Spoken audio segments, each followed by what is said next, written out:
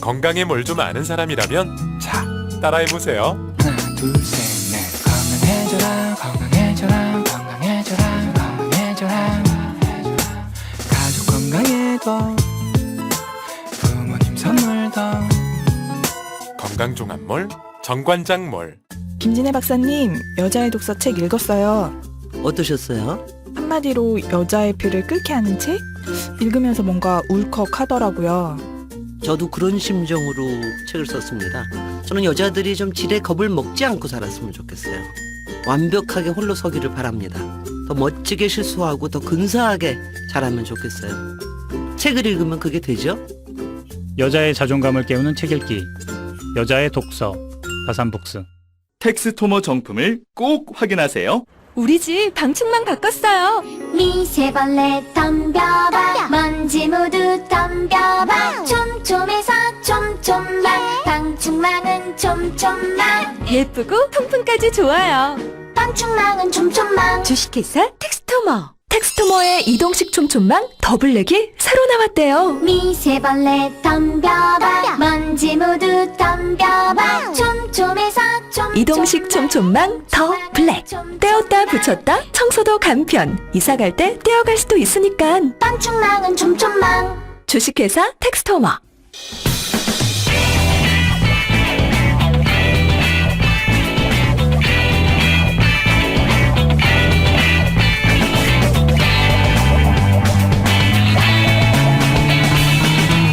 김어준의 뉴스 공장. 핫뜨거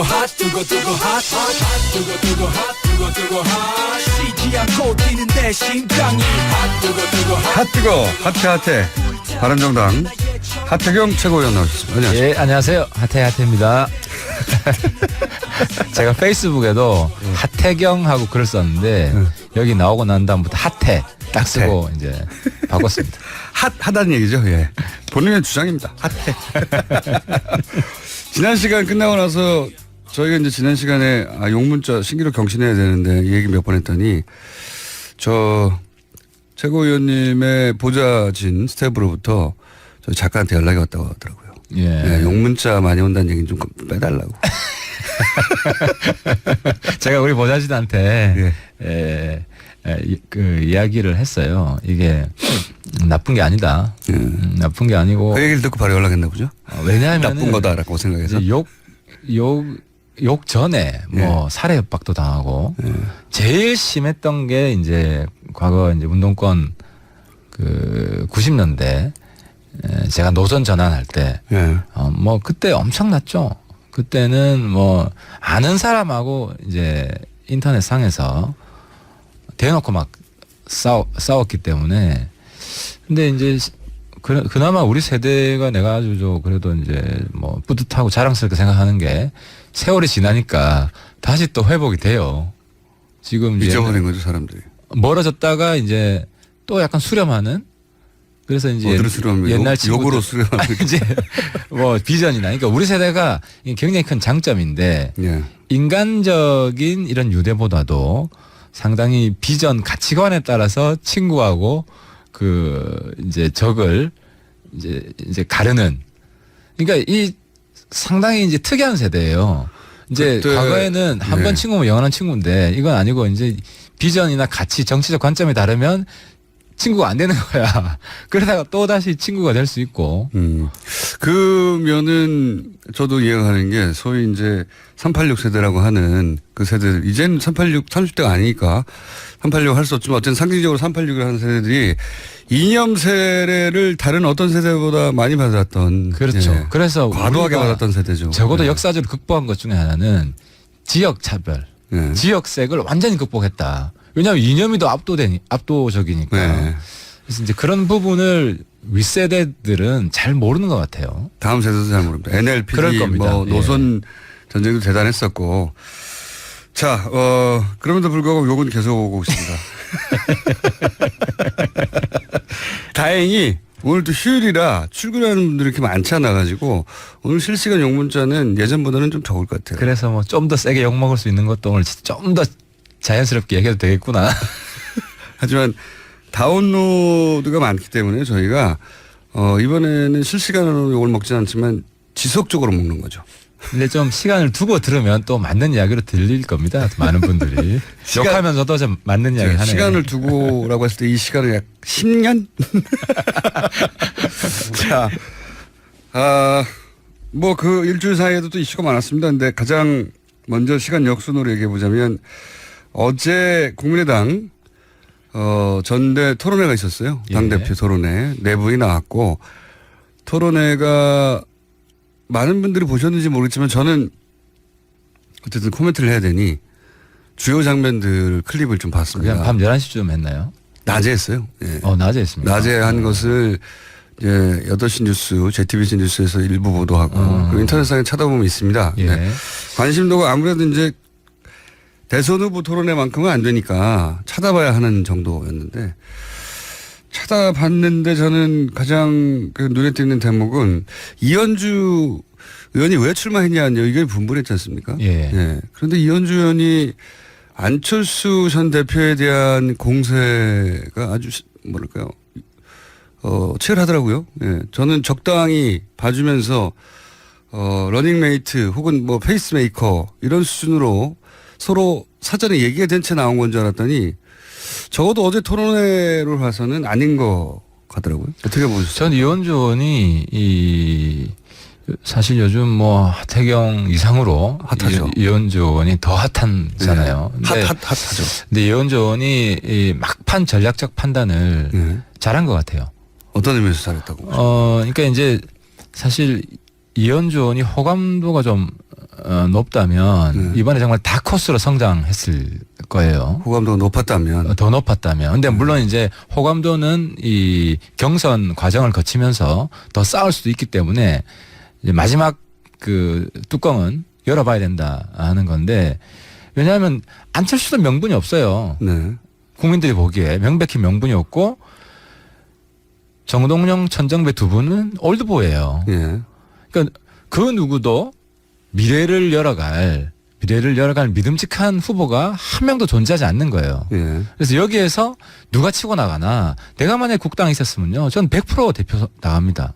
이번에도 나가셨죠? 물론 우리 바른당에도 나갔는데 틈만 나가면 만약에 나가시는 거 아니에요? 바른정당에 똑같은 구도였다면 전 제가 대표가 됐습니다. 근데 이혜원 대표도 상당히 이제 미래지향적 면도 있고 또 진보적인 면이 강하고 이러면서 뭐 애석하게 뉴스공장에 고정 출연을 하셨던 게 있고. 예. 그래서 이제 이현주 의원이 이 기회를 잘 살리면 이제 아주 호감도를 높이면 이거는 100% 남는 장사다. 떨어져도 물론 저도 남는 장사고 그런 판단을 했을 것이다. 예. 그래서 안철수에 대한 공격을 그 예봉을 둔하게 하지 않을 거예요. 굉장히 강하게 할 것이고 물론 천정배 정동영도 더 강하게 하겠지만 지금 1등 주자가 안철수니까. 예. 예. 그래서 아마 그런 얘기 있었거든요. 안철수 전 대표가 출마를 한다면 최고위원으로 나가지 않겠느냐. 이번에는 따로 하니까 최고위원으로 나가지 않겠느냐. 그래서 일종의 러닝메이트 혹은 뭐 그렇게 생각하고 있었는데 어느 날 갑자기 바꿨지 않습니까? 대표 출마로. 그랬다는 얘기는 이현주 의원이 안철수 전 대표 측에 어떤 의사타진을 좀 하지 않았을까. 근데 그게 뜻대로 잘 되지 않아가지고 화가 나거나. 물론 그거는 100%죠. 연대, 전략적 연대. 네. 이 논의가 잘 안 됐을 겁니다. 근데 여기서 이제 저는 안철수가 왜냐면 이런 생각을 할 수밖에 없는 게 안철수 전 대표가 당대표 출마한다는 뉴스가 처음 나왔을 때 안철수 전 대표의 당대표 출마를 유일하게 지지하는 사람이 이현주 의원이다. 이런 식으로 보도가 됐거든요. 그렇죠. 이현주, 최명길, 송기석 네. 몇 명 안 되는데 근데 안철수가 이제 전략적 미스를 했다고 봐요. 하나만 알고 둘을 몰랐는데 어떤 미스를 했습니까? 그러니까 이제 이 연대를 할 때 네. 자기 보완적인 예. 사람이랑 연대를 생각을 하거든요. 예.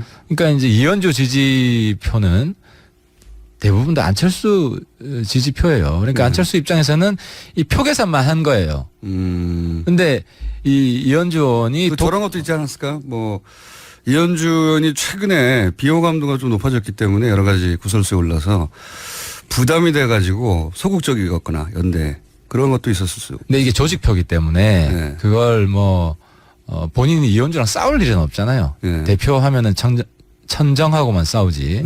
그러니까 어쨌든 그러니까 둘이 부딪힌다면은 이제 연대하는 게 뭐 보인다든지. 근데 저도 우리 바른정당에서 이번 경선하면은 그냥 물밑 연대를 하는 거예요. 그래서 왜냐하면 조직표밖에 동원이 안 되니까. 그리고 대외적인 메시지는 이현주 후보는 난 안철수 대표 지지한다. 이렇게 이야기를 하면 되는 거고, 안철수 대표는 뭐 거기에 대해서 내 편 아니다라고 말할 필요가 없는 거 아니에요. 그래서 그 부분은 크지 않았고, 물밑 연대에서 아마 합의가 안 됐을 거예요. 그러니까 물밑 연대는 보통 어떻게 합니까? 당대표 나갈 때?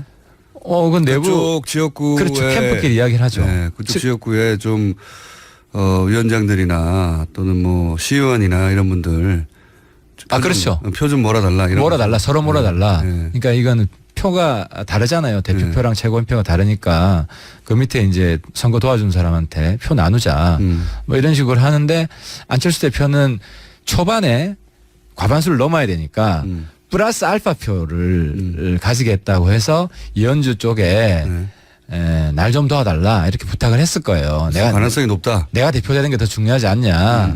그리고 최고위원 중에서는 이현주 될 수가 있잖아요. 근데 아마 이현주 의원은 1등 최고를 바랬을 것이고, 안철수 대표 측에 지원 사격을 요청했고, 이게 이제 안 풀린 거죠. 어떻게 안 풀렸는지 모르지만 안 풀렸을 가능성이 높다. 그러니까 이제 이건 우린 동지로 가야 된다고 생각했는데 약간 배신감을 느꼈을 수도 있고, 이현주 의원 측에서는 이건 당대표 선거를 치러본 사람들만 알 수 있는. 그렇죠. 그 감정이 있습니다. 그러니까 이현주 대표는 원래 대표로 나올 생각이 있었어요. 안철수가 안 나왔다면 본인이 대표에 나왔을 겁니다. 100%. 그리고 안철수 전 대표가 나온다면 자기는 최고위원 쪽으로 틀려고 했는데. 그렇죠. 했는데 이건 이제 생생할 수밖에 없는 게, 바른정당의 당대표 선거를 치러본 지 얼마 안 되기 때문에 그 물밑의 거래들에 대해 자세히 아시죠? 그렇죠. 저도 해봤고. 근데 안철수 대표가 여기서 아주 반성을 해야 됩니다. 끌어안아야 되는데, 왜냐하면 자기를 공개적으로 지금 계속 해준 거 아니에요. 지지해 준 거죠. 그러니까 그 정도 어리는 지켜야죠. 내가 자기가 독자적으로 득표를 확대하고 이현주는 내가 보호해준다. 자기 사람으로 가야 되는데, 그러니까 안철수 대표가 여전히 이 정치에 있어서 마이너스 정치를 하고 있는 거죠. 그렇게 됐을 가능성이 높다고 보시는 거군요. 당대표 선거를 직접 해보신 분으로서 최근에. 그래서 선거에서 지난 바른정당의 당대표 선거에서는 본인의 그런 물밑 합종연행을 성공하셨습니까? 그래서 2위를 하신 건가요? 저는 운이 안 달았죠. 정치에 있어서 운이 제일 중요한데, 그러니까 운이 구도예요. 운이 구도인데, 사실 저는 지상욱 후보가 초반에 이제 사퇴하면서 이제 지상욱 후보가 있을 때 호남 경선이었는데, 그때는 제가 조직당원, 책임당원에서 아마 이겼을 거예요, 이현 대표를. 그리고 아무튼 둘 중에 하나는 이겼습니다. 근데 지상욱 후보가 빠지면서 그 표가 다 이현 표로 갔다. 그 중에 다수가 이혜원 쪽으로, 이혜원 쪽으로 갔죠. 유승민 계열이었으니까요. 그렇죠. 거기는 강한 친유고, 저는 약간 반유까지는 아니지만, 뭐 그런 성향이었기 때문에. 한태경 의원님은 누구가 없지 않습니까? 혼자. 저는 이제는 뭐 친유, 친무 해서 당의 화합 전도사, 뭐 지금 무게파 있습니다. 무게파로서. 그러니까 홍준표 외톨이. 대표랑 다른 점이 저는 이제 홍준표 대표는 보니까 굉장히 당내 마이너스 정치를 하시는 것 같아요. 근데 저는 그렇진 않습니다. 마이너스 정치는 하지 않죠. 당내에 있어서 물론 노선이 다르면 우리 뭐 386세대이기 때문에 이건 좀 싸울 땐 싸웁니다. 근데 그렇지 않은 거, 인간적인 뭐 감정적인 대립이나 이런 거 안 합니다. 제가 잘못한 거 있으면 바로 형님 잘못했습니다. 그 다음 날이라도. 두루두루 안 친하시구나. 다 두루두루 평균적으로 안 친하신. 그래서 아무 계보도 없는. 안민석 의원하고 따로 만나보시죠. 안민석 의원하고 술자리는 안 했는데, 안민석 의원도 전 참 정치를 잘한다고 생각하는 게 두루두루 호감이잖아요. 그래도 안민석 두루두루 안 친하거든요. 그분도. 그래서 계보가 없는 그런 독특한 위치에 가 있는데, 그런 길이 보이네요. 계보는 없어져야 됩니다. 이게 계보가 딴 게 아니라 공천권 때문에, 제가 이제 정치권 들어와서 가장 기억에 남는 게, 저 친한 사람이었는데, 태경아 너 그렇게 정치하면 안 된다. 왜 자꾸 네 정치를 하냐, 네 목소리를 내냐. 정치는 내 목소리를 내는 거지. 그게 아니고 보스 옆에 얼마나 가까이서 사진 찍히느냐, 가까이 있느냐.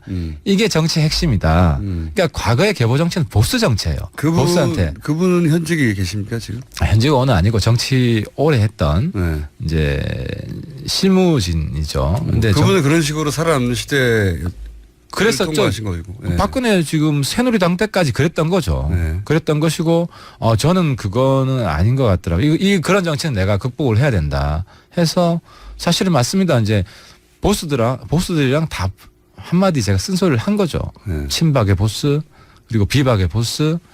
이제 그런데 제가 여기서 솔직히 김우성 대표 좀 좋은 이야기를 하면 좋은 얘기요. 이제 다른 보스들은 나쁜 얘기 쪽을 해주세요. 다른 분들은 제가 한번 들이박잖아요. 네. 계속 합니다. 근데 그 관계가 나쁜 채. 근데 무대는 그래도 겉으로는 같이 술도 하고 또 뭐 태경아 하면서 제가 어제 정말 한번 뭐 이렇게 들이박았는데요. 그 부분은 제 진정성이 있잖아요. 사람 느끼잖아요. 그러면 또 이해를 해주고 또 넘어가는 그런 통 큰 면이 있어요. 네. 그게 더 무서운 거 아닙니까? 그래서 무대가 아직도 영향력을 유지하는 이유가 영향력 유지합니까? 그렇죠. 우리 뭐 당협위원장, 원외위원장들은 여전히 과거 그 대선 후보 지지율 1위를 달린 적이 꽤 한 뭐 10개월 가까이 있었는데 그때랑 비교해서 지금 영향력은 몇 %로 축소됐습니까? 상당히 축소됐죠. 10분의 본인이 좀 수준입니까? 정치적 무기력감을 느끼고 내가 은퇴해야 되는 거 아니냐. 왜냐하면 13명이 자기 제일 가까운 사람이에요. 최측근들입니다. 비서실장도 했고 오른팔 왼팔 다 잘렸잖아요. 사지가 다 절단된 거예요. 자영당으로 복당 말씀. 13명. 네. 근데 그거는 지난주에도 한번 말씀드렸지만 처음에 갈 때는 니들이 먼저 가 있어 이런 속마음 아니었을까요? 그러니까 그게 이제 바깥에서 보시는 분들은 그런데 네. 안에서 우리는 내부에서 봤잖아요. 네. 형님 말한 것 중에 제대로 된 게 뭐가 있습니까? 하고 치고 나갔다고. 예? 그런 분위기 속에서 무대 여기서 약발은 형님은 김무성 대표 무대 약발 다 떨어졌다. 약발 다 떨어졌다. 무대 시대 끝났다. 이러고 나가신 건데. 그렇게 실제로 그런 식의 표현이 있었어요? 그렇죠. 노골적으로 비공개 때는 뭐 이야기 다 나오잖아요. 지난 이야기니까. 네.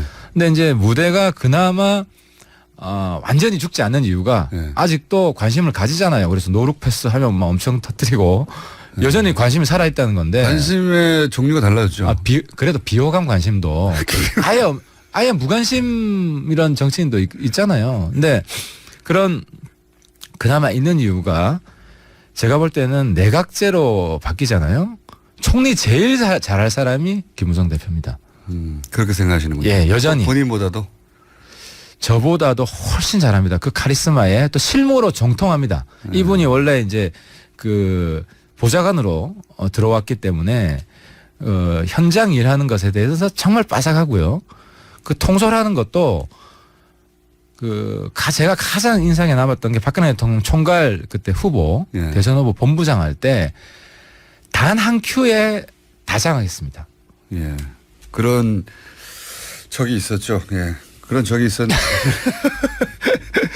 지금은 문자가 이런 문자가 오네요. 욕하다가 정들겠다고. 이러면 안 된다고. 제작전입니다. 잘 아시네.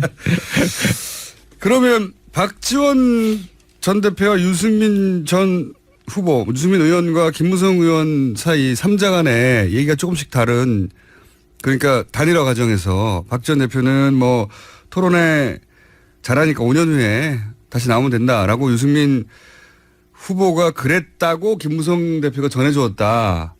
김무성 대표는 그런 말을 전한 적이 없다. 유승민 의원은 나는 그런 말 아예 한 적이 없다. 그렇죠? 그렇죠. 그러면 셋 중에 누가 거짓말하는 거 아닙니까? 근데 저는 뭐 팩트보다도 전 박지원 대표 정말 대단하다고 하는 게 이분이 지금 정치권에서 최고령이잖아요. 네. 근데 그렇게 생각 안 해요. 국민들이 네. 아주 젊은 정치를 하는 데다가 SNS 잘 활용하시고 이 부분은 전형적인 이관계입니다. 이관계다? 이관계가 유승민 대표하고 김무성 전 대표를 이렇게 이관해서 얻을 게 뭐가 있습니까? 이중이관계죠. 그러니까 첫 번째 이관은 그 국민의당 내에 지금 민주당 연대파와 바른정당 연대파가 있는데 이 바른정당 연대파들한테 유승민에서 정떼기. 아, 유승민 속 좁다. 신선한 해설입니다. 네. 이런 노림수가 하나 있고요. 바른정당과 연대하면 안 된다? 그렇죠. 네. 그래서 연대 안 하는 그런 감정을 자극하는 거죠. 연대 안 하는 쪽으로. 이건 물론 최고위원 의원님의 해석인 거죠, 해석. 그 내용을 보면 그렇죠. 그러니까 아주 구체적으로 묘사하잖아요. 그렇죠. 이게 뒷담화 정치거든요. 네. 그러니까 유승민이 자기 잘난 척 하면서 단일 안 한다 하더라. 난 TV 토론 잘하니까, 뭐 5년 뒤에. 그러니까 이게 사실이든 아니든 간에 그거는 이제 확인할 수 없지만, 거짓말을 했을 수도 있고 혹은 뭐 일부 사실일 수도 있는데 그건 중요한 게 아니고, 그렇죠? 전 사실도 아니라고 생각해요. 사실도 아니라고 생각하시지만. 왜냐하면 그런 표현, TV 토론을 잘하기 때문에 5년 뒤에 나온다. 그런 이야기가 만약에 있었다면 우리 당 내에서 단일화를 두고 정말 치열하게 끝장 토론을 했어요. 온갖 이야기가 다 나왔습니다. 근데 그런 비슷한 표현이 나왔어야 하는데. 예, 나왔어야 하는데 없었다, 전혀 나오지 않았어요. 그럼 사실이 아니라고 치고요. 왜냐하면 박지원 대표는 사실이라고 하니까 어쨌든 그렇게 해놓고, 그런데 그건 뭐 당사자들만 알겠는데 그런 발언을 꺼낸 목적 자체가 사실 이간하려고 하는 것이다. 그렇죠. 이중 이관계인데 아까 국민의당 내부 이관계 말씀드렸고 하나는 김무성, 유승민 이관계다. 그 두 분을 왜 이간시킵니까? 왜냐하면 이게 박지원은 내가 들었다고 계속 주장을 하면 유승민 대표는 김무성 대표가 그러면 저 거짓말을 옮긴 거 아니야? 이렇게 생각할 거 아닙니까? 그죠? 그러면 이제 김무성, 유승민 간에 지금 어느 정도 화해되고 있고 두 사람이 이간돼서 박지원 대표가 좋아온 게 뭐가 있죠? 그럼 바닥 내부가 이제 흔들리죠. 바닥 내부가 흔들리고 그럼 바닥은 어떤 지지율도 떨어질 뿐만 아니라 내부 분란이 심화될 수가 있고 그럼 다른 뭐 연대가 이게 예를 들어 국당 내에 어떤 연대 동력이 내부에서 소진되고 이 자체가 붕괴될 수도 있는 거죠. 예를 들어 국민의당에서 바른정당과 연대해야 된다고 하는 사람들이 있죠. 물론. 그렇죠. 있죠. 안철수 후보도 그런 비슷한 발언을 한 적이 있고. 그러면 그 동력을 떨어뜨리려고 하는 작전이다? 그러니까 예를 들어 바른정당 내부가 내부 와해가 돼가지고 또 뭐 몇 명이 나가버리고 이러면 바른정당은 사실 미래가 없는 거 아닙니까 지금. 더 확대돼야 되는데. 근데 그 약한 고리가 바로 유승민, 김무성 이간 시키면 이제 뭐 실제로 그렇게 깊이 생각했는지는 모르겠지만 결과적으로 그런 걸 노리고 있는 거 아니냐 충분히 해석될 수 있다는 그런 거죠. 효과가 좀에도 났습니까? 근데 거기서는 잘못 봤다. 그렇게 되질 않을 것이다. 예, 그렇게 되지는 않는다. 지금 김무성 대표가 당내 전면에 나서지도 않고 그래서 아무튼 약간 좀 본인 이미지만 구겨지는. 왜냐하면 이제 유승민 대표는 국민들 이미지가 거짓말할 것 같은 사람은 아니거든요. 유승민 대표 이미지는 그렇습니다. 근데 박지원 대표는 한번 이미지가 아주 영리하고 책사지만 진실한 분이라는 이미지는 저는 아닌 것 같아요. 그러니까 이 게임에서 이거를 뭐 검찰이 수사할 것도 아니고 그냥 국민들이 알아서 판단하는 건데 누구 이야기가 더 진실에 가까우냐. 그 판단에서 박지원 대표가 진다는 거죠. 질 것이다. 네, 지죠. 누구 말을 믿겠습니까? 알겠습니다. 벌써 오늘 특별히 욕 드실 만한 발언이 없어가지고 아쉽기도 하고 욕도 많지 않고 심지어는 욕하다가 정들겠다 이런 말도 나오고 조금씩 바뀌네요. 이렇게 되면 안 되거든요. 욕 좀 늦게 질문 좀 바꿔주시죠. 시간 남아있으면. 시간이 다 됐습니다. 자, 너무 아쉽게도 오늘 욕 문자가 거의 없었고요. 예. 앞으로 많이 부탁드립니다. 청취자분께. 오늘은 이제 여기까지가 하고 다음 주에 그러면 많이 준비해 주세요. 예, 감사합니다. 하태 다음 주에 뵙겠습니다. 지금까지 바른정당의 하태경 최고위원이었습니다. 오빠, 우리 어디 가는 거야? 정수 가지. 와, 우리 말 타러 가는 거야? 그렇게 좋아? 고민하지 말고 장수로 오세요. 온 가족이 즐기는 승마 체험과 국내 최대 규모의 말역사 체험관 등 장수에는 정말 볼 것, 누릴 것들이 넘쳐난답니다. 말의 심장 소리를 직접 느껴보는 장수에서의 하룬 여행. 장수는 항상 가까이 있습니다. 주말 여행은 장수로. 승마 체험 예약은 063-350-5486. 네, 안녕하세요. 반지 모델 아이리입니다. 이상형이요? 마법사? 반지! 벤지. 오빠는 마법사? 업데이트. 오빠 나랑 무슨 게임 할 거예요? 벤지. 벤지. 오빠는 마법사? 업데이트. 네, 반지는 물론 저 아이린도 앞으로 많이 사랑해주세요. 반지! 아, 또 떨어졌어. 너 또 입사 시험 봤어? 아니, 차량용 핸드폰 거치대 말이야. 여러 개 사봤는데 실패의 연속이야. 떨어지고 시야 가리고 운전석에서도 멀고 뭐 좋은 거 없을까? 싼 것만 찾으니까 그렇지. 제대로 된 거 하나 사서 편리하게 쓰는 게 더 낫지. 그런 게 있어? 그럼 있지. 1, 2, 3 할 때 2. 힘 세다 할 때 힘. 2 힘. 투 힘? 2배로 힘이 세다는 건가? 네이버 검색창에 2 힘을 검색해 보세요.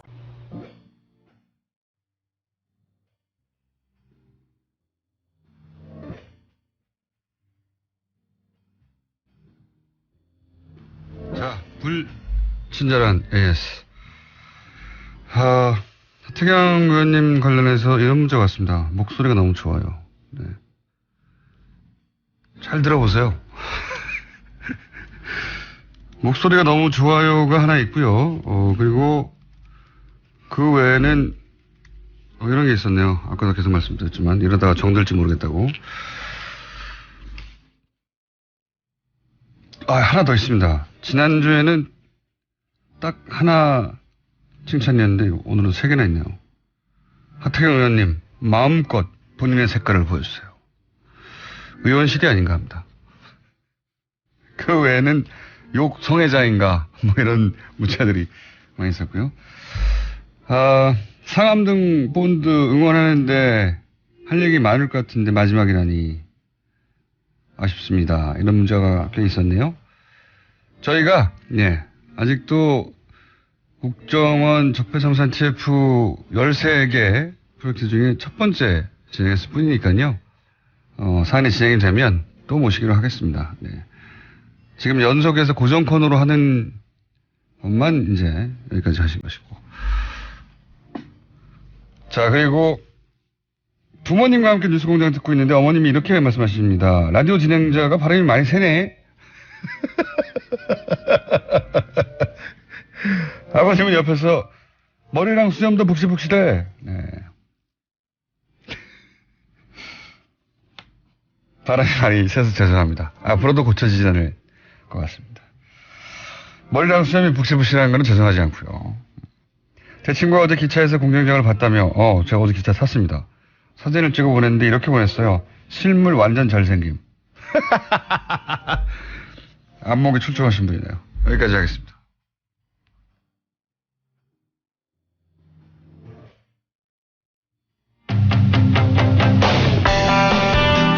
(3.1절을) 하루 앞둔 작년입니다. 작년 2월 29일 캐나다 연방의회에서 3.1운동을 소개하고 우리말로 대한민국 만세를 한국말로 외쳐 화제가 된 캐나다 하원 의원이 있습니다. 알리 에사시 하원 의원. 왜 캐나다 의원이 캐나다 연방의회에서 의회 공개 발언을 통해서 대한민국 만세를 우리말로 외쳤을까? 캐나다 집권 여당인 자유당의 알리 에사시 의원 직접 연결해 보겠습니다. 안녕하세요. 반갑습니다.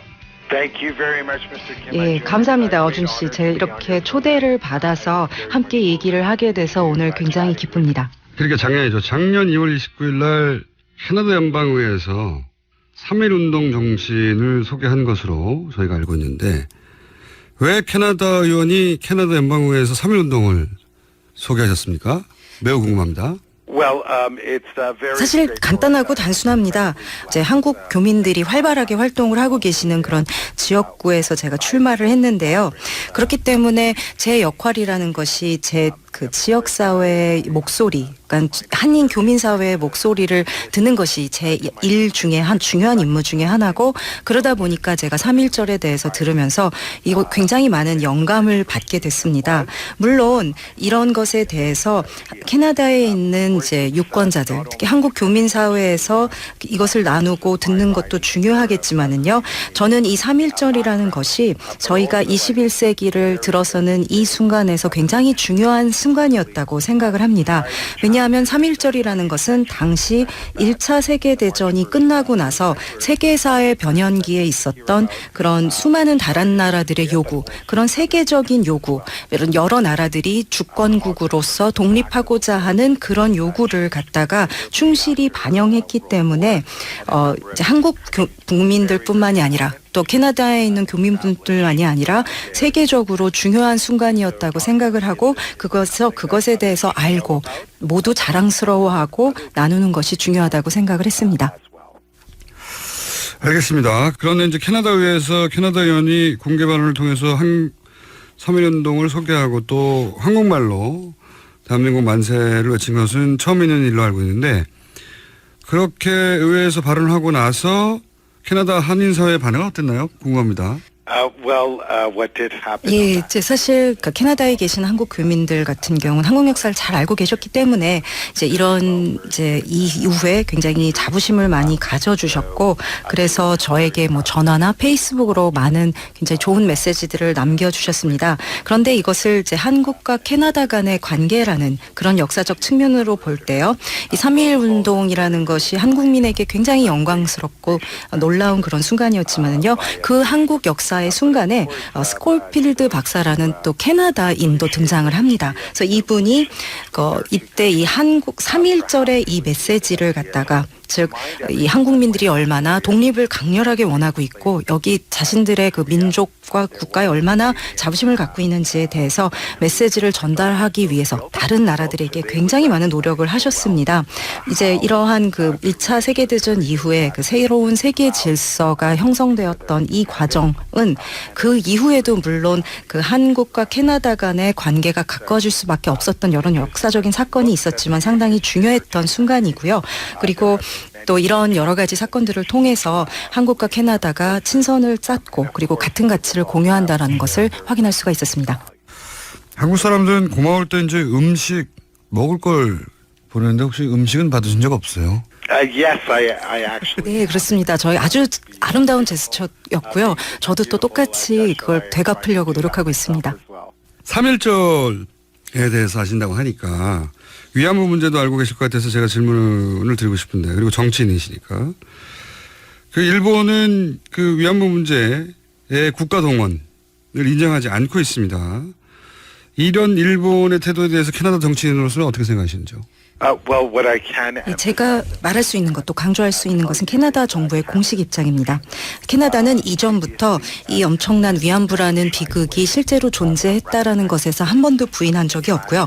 2007년 하원에서 만장일치로 통과된 선언을 통해서 2차 세계대전 당시에 일본이 그 조직적으로 이런 그 위안부를 동원해서 성노예 프로그램을 만들었다라는 것을 인정하는 그런 선언을 한 적이 있습니다.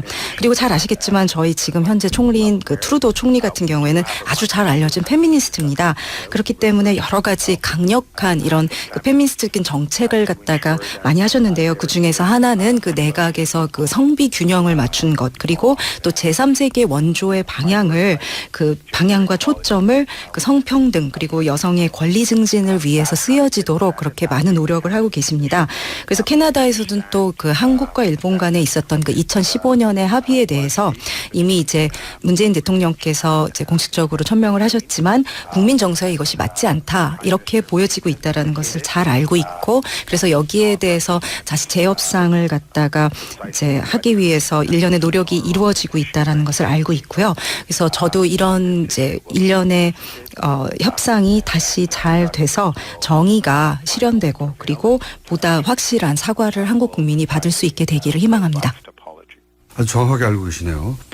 한국에 대해서 이렇게 잘 알고 계시니까 또 한국 입장에서는 이 지점이 궁금하지 않을 수 없는데, 캐나다 정치인이시니까 캐나다 집권여당의 의원이자 정치인으로 지난해부터 시작된 촛불 집회 그리고 대통령 탄핵에 이르는 과정, 이 전체를 어떻게 보셨는지 그 인상이 궁금합니다. 어떤 인상을 받으셨는지. 참 굉장히 이제 흥미있게 바라볼 수밖에 없었던 그런 이제 과정이었는데요. 물론 굉장히 한국민들한테 어려운 과정이기도 했겠지만은요. 제가 참 놀랐던 것은요, 이 시민사회에 가진 힘입니다. 얼마나 힘 있고 또 얼마나 활발하게 활동을 했는지, 그리고 수백만 명의 사람들이 거리로 나와서 개혁을 갖다가 요구를 하는데 수백만 명이 나와서 굉장히 오랜 기간 동안 했음에도 불구하고 제 한국 친구들이 참 많이 저에게 강조를 했습니다. 폭력도 없었고 긴장도 없었다. 이렇게 대다수가 변화와 변혁을 원한다라는 것을 이렇게 분명히 표현하고 시민들이 이것을 갖다가 이뤄냈다라는 거기서 이제 강한 힘과 자부심을 느낍니다. 그럼 이 점 어떻습니까? 이제 그 결과로 문재인 정부가 탄생을 했는데 캐나다의 여당 의원으로 보기에 이런 촛불 탄핵 이후에 선거를 통해 탄생한 문재인 정부는 그 이전의 한국 정부와 다른 점이 있다고 느끼시나요? 예, 저는 정말 굉장히 큰 변화가 있다라는 것에 완전히 동의를 합니다. 사실 이렇게 국민들의 강렬한 참여와 그다음에 민주주의의 요구로 인한 변화를 겪은 나라의 경우는요, 좋은 일을 겪을 수밖에 없습니다. 사실 캐나다도 2년 전에 이것과 굉장히 유사한 그런 정신으로 인한 변화를 겪었는데요. 아마도 이 촛불혁명에서 보여준 그런 비전과 비슷한 그런 비전이 캐나다에서도 현재 실현되고 있습니다. 또 문 대통령께서 인권운동가로서 또 이제 노동관계 전문 노동 변호사로서 하신 많은 일들이 평생 동안 계속 이렇게 열림과 포용을 갖다가 추구를 하셨고, 그런 일들이 지금 하고 계시는 여러 국가 정책에도 그대로 반영이 되고 있다라는 것을 잘 알고 있습니다. 그 외교 분야에서는 햇빛 정책으로 가시겠고요. 여기서 하나 더 나아가서 문재인 대통령께서 또 여러 가지 경제 개혁들, 한국에 오랫동안 있어왔던 재벌이나 재벌 개혁이나 또 한국의 젊은이들의 일자리를 창출하기 위한 이런 개혁적인 정책들을 많이 하고 계신다는 것을 알고 있습니다. 저희 트루도 총리님하고 아주 비슷한데요. 역시 이 중산층의 부흥이 경제에 있어서 핵심이라는 그런 부분에 집중하고 계신다라는 거, 캐나다는 마찬가지고요. 마지막으로 그 문 대통령께서 이런 여러 가지 사회적인 이슈들, 그러니까 성소수자나 장애인들의 인권 이런 것에 대해서도 굉장히 관심이 많다라는 걸 잘 알고 있습니다. 그렇기 때문에 저희가 캐나다나 한국이나 아주 지금 흥미로운 그런 시대를 살고 있고요. 저희는 두 나라가 이제 불행한 과거에서 빠져나와서 보다 강력하고 보다 자부심을 가질 수 있는 국가가 될 거라는 것을 믿어 의심치 않습니다. 알고 계신 내용으로 봐서는 한국에 와서 국회의원 하셔도 될 것 같은데요. Thank you. 자, 다음 질문은 한국 캐나다 FTA 관련인데, 마침 이제 국제통상위원회 소속이시기 때문에, 그리고 한국 캐나다 FTA는 캐나다가 아시아 국가하고 맺은 첫 번째 FTA라서 제가 질문을 드리는 건데, 이 한국 캐나다 FTA는 어떻게 평가하시는지요? 왜냐면은 최근에 한미 FTA는 트럼프 대통령 취임 이후에 이제 새로운 협상을 하죠. 압박을 하고 있는 상황인데, 한국 캐나다 FTA는 캐나다에서는 어떻게 평가받고 있는가 궁금합니다. 지금 한국과 캐나다가 지금 50년 넘게 외교 관계를 유지해 왔는데요. 사실 제가 한 가지 대답을 하기 전에 이제 말씀을 드려야 될 게 있는데, 제가 국회의원이 되기 전에 통상 전문 변호사로 오래 활동은 했지만 지금은 현재 통상 상임위원회에 소속은 되어 있지 않고요. 그렇지만은 저로서도 이런 통상 관계 일을 했던 사람으로서 그 한국이 캐나다와 FTA를 했을 때 이거보다 더 시기적절할 수는 없었다. 또 이거보다 더 좋은 상대와 FTA를 맞았을 수 없다라는 거에 대해서는 100% 확신을 하고 있습니다. 한국이 가진 경제적인 힘이 그 지역뿐만이 아니라 세계적으로도 굉장하기 때문이고요. 아태 지역에서 캐나다와 한국은 서로 상호 보완적으로 경제적인 혜택을 주고받을 수 있다라는 그런 확신이 있었기 때문입니다. 그래서 한국 같은 경우에 이런 FTA를 통해서 한국 시장에 더 접근을 할 수 있고, 한국도 또 그 캐나다의 투자나 아니면은 캐나다의 그 물품에 더 쉽게 관세 없이 접근할 수 있는 서로에게 굉장히 좋은 기회였다고 생각을 합니다. 또 한국이 이제 물론 캐나다뿐만이 아니라 미국이나 호주 같은 나라와도 FTA를 이제 하고 있는 거를 알고 있는데요. 여기서는 저희가 우리가 이런 FTA를 체결했어라는 것을 갖다가 축하하는 것뿐만이 아니라요. 이런 지금 FTA를 충분히 활용을 해서 서로의 이런 경제적 이익을 갖다가 더 강화시키고 심화시키는 방향으로 또 더 나아가서는 궁극적으로 양국 관계가 더 깊어질 수 있는 방향으로 나아가게 운용을 하는 것이 중요하다고 생각을 합니다. 지금 사실은 이제 트럼프 대통령이 선출이 되자마자 한국과 지금 비슷한 입장에 있다고 보시면 됩니다. 나프타 관련해서 재협상을 요구해서 저희가 지금 이 3국이 함께 협상 중에 있고요. 그래서 이런 협상을 통해서 그 세 나라가 다 윈윈윈 하는 그런 상황에 닿기를 저희가 희망하고 있고 또 한국도 미국과 이런 윈윈 상황에 닿을 수 있기를 그렇게 희망을 드립니다. 트루도 총리 말씀 몇 번이나 하셨는데 트루도 총리가 왜 인기가 있는 걸까요? 캐나다에서? Well, I'm not quite sure whether I would refer to it. 사실 이 트루도 총리의 가장 큰 강점이라 그러면요, 굉장히 열심히 국민들의 말을 잘 들으신다는 걸 겁니다. 그리고 국민들이 뭘 원하는지를 갖다가 잘 찾아내는 분입니다. 그리고 우선순위를 잘 이렇게 설립을 해서 확립을 해서 거기에 따라 이제 선택과 집중이 뛰어나고요. 정말 사람들의 말을 갖다가 전 국민의 말을 잘 들으려고 노력을 많이 하십니다. 그래서 이제 친근하고 또 열려있는 그런 이미지로도 유명하신데요. 예를 들면은 최근에 시리아 난민이 캐나다에 이제 도착을 했는데 그때 직접 공항으로 마중을 개인적으로 나가셨었습니다. 그게 이제 많은 캐나다인들이 굉장히 자랑스러워한 순간이었는데요. 또 하나는 이런 성소수자 퍼레이드에 처음 총리가 참가를 하셨습니다. 또 이런 예들이 있고요. 또 경제적으로는 이제 중산층에 집중을 하고 있고 국가 기관 산업에 대한 투자도 꾸준히 하고 있고 그러면서 이제 경제가 굉장히 잘 부흥이 되고 있고요. 또 국제사회에서는 이런 다자주의 원칙을 갖다 천명하면서 국제사회에서 캐나다가 일정한 역할을 하는 것 그리고 캐나다의 이런 여러 나라들과 여러 가지 공조, 협조를 갖다가 적극적으로 추구하는 것 이런 것들을 들 수 있을 것입니다. 트루도 총리 얘기가 나와서 하는 말인데 한국에서 가장 유명한 라디오 방송과 인터뷰했는데 총리 당신도 할 생각이 없는지 대신 좀 물어봐 주시죠. Absolutely, Mr. Kim Il-jun, you can rest 하겠습니다. 그래서 만약에 한국에 가시게 된다면은 제가 이 메시지를 꼭 전달을 드리고요. 이런 이제 제안이 있었다 그런 거를 갖다가 말씀을 드리겠습니다. 근데 한국에 오신다면은 제가 딴 거는 몰라도 한국에서 가장 유명한 이 라디오 뉴스 쇼가 이 뉴스공장이라는 거 그거는 제가 분명히 말씀을 드리겠습니다. 그게 한 캐나다 FCA보다 더 중요할 수도 있다고 전했어요. Yes, absolutely. I will. 지금 하신 그 말도 제가 꼭 전달을 드리겠습니다. 사실 캐나다 한국 관계는 지금보다 더 흥분된 그런 시대를 맞이한 적이 없는데요. 물론 FTA가 이것의 첫 걸음이기는 합니다만 저희는 지금 양국 관계가 심화되고 확장되는 것이 굉장히 중요하다고 생각을 합니다. 특히 혁신과 기술 분야에서 그럴 텐데요. 제가 사람들한테 한국에 대해서 얘기할 때 늘 하는 말이 있습니다.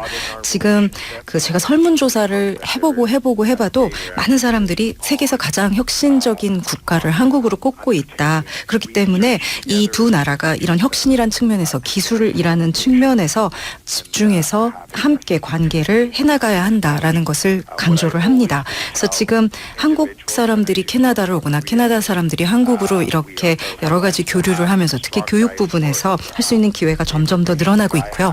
지금 양국 간의 관계의 역사가 굉장히 깁니다. 그리고 특히 이제 한국 교민사회 같은 경우에는 20만 명이 넘는 걸로 알려져 있고 제가 알기로는요. 그리고 한국에 지금 거주하는 캐나다인만 해도 4만 명이 넘는 걸로 알고 있습니다. 그래서 이렇게 지금 양국이 이런 관계를 계속해 나가고 서로 친교를 갖다가 더 깊게 심화시켜 나가는 것이 어느 때보다 중요한 시대를 살고 있다고 믿습니다.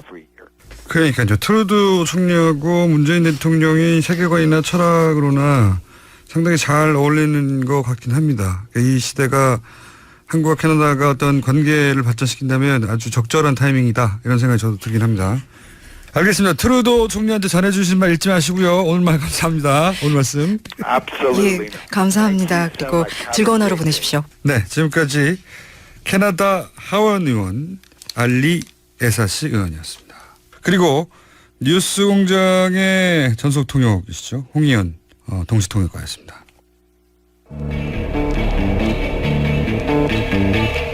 예, 광복절 맞아서 캐나다 연방의회에서 우리말로 3.1운동을 소개했던 캐나다 의원 알리 에사시 직접 연결해봤습니다.